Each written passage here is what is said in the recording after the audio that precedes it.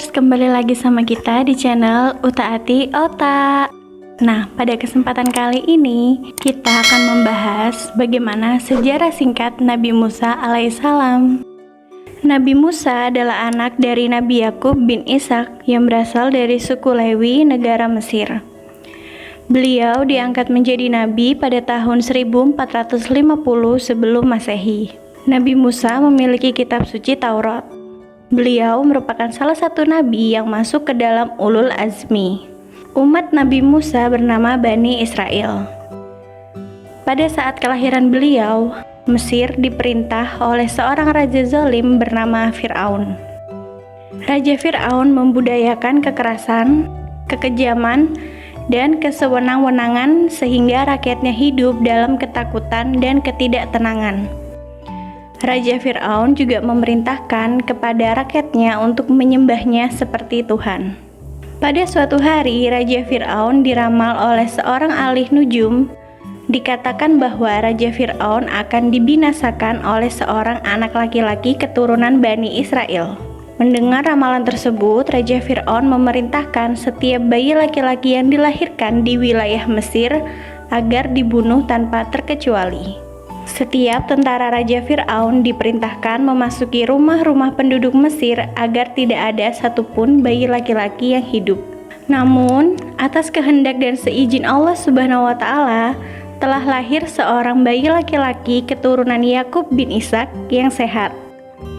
Untuk menghindarkan dari kejaran tentara Raja Fir'aun, bayi Nabi Musa dihanyutkan ke sungai Nil. Bayi beliau ditemukan oleh Aisyah, istri dari Raja Fir'aun itu sendiri. Aisyah meminta agar sang raja membiarkan bayi Musa hidup dan diangkat menjadi anak tirinya.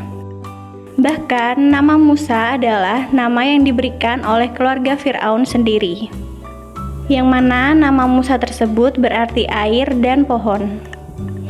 Saat sudah dewasa, Nabi Musa dikaruniai kecerdasan dan kesempurnaan jasmani oleh Allah Subhanahu wa Ta'ala. Melihat kesengsaraan kaum Bani Israel yang ditindas oleh Raja Fir'aun, beliau berjanji akan membela kaum Bani Israel yang lemah. Karena itulah beliau memilih untuk meninggalkan istana Raja Fir'aun. 10 tahun Nabi Musa keluar dari Mesir setelah beristri Safura, anak dari Nabi Syuaib. Beliau bertekad untuk kembali ke Mesir menemui keluarganya. Agar tidak tertangkap oleh tentara Mesir, beliau melewati Bukit Tursina. Saat di Bukit Tursina, Nabi Musa melihat ada sinar api di atas bukit. Saat beliau mendekati api tersebut, terdengar suara seruan yang mengatakan bahwa tiada Tuhan selain Allah. Di Bukit Sina, beliau menerima wahyu pertamanya. Di bukit tersebut, Allah Subhanahu wa Ta'ala juga memberikan mukjizat kenabian Musa melalui tongkatnya. Saat diletakkan ke tanah, tongkat tersebut berubah menjadi ular besar. Ketika diambil oleh Nabi Musa, tongkat itu kembali berubah menjadi tongkat biasa. Nabi Musa juga memiliki mukjizat dapat menyembuhkan orang sakit. Kedua mukjizat yang dimilikinya tersebut digunakan untuk membantu kaum tertindas. Sesampainya di Mesir, beliau diperintahkan oleh Allah agar mendakwah dan membawa umat Fir'aun ke jalan yang benar menyembah Allah Subhanahu wa Ta'ala. Kemudian, beliau menemui Fir'aun dan berdakwah kepadanya bahwa apa yang telah dilakukan oleh Fir'aun menyiksa Bani Israel adalah sebuah kejahatan. Selain itu, beliau juga mengingatkan Raja Fir'aun agar kembali ke jalan Allah untuk segera bertobat dan meminta ampunan. Tapi, sayangnya Raja Fir'aun menolak. Dia malah semakin murka kepada Nabi Musa. Raja Fir'aun meminta bukti akan adanya Allah. Beliau lalu menunjukkan mukjizatnya. Tongkat yang dipegang beliau dibiarkan menjadi ular yang mengejar Fir'aun. Namun, Fir'aun malah menuduh beliau sebagai seorang tukang sihir. Kemudian, Raja Fir'aun memerintahkan untuk membunuh Nabi Musa dan semua pengikutnya.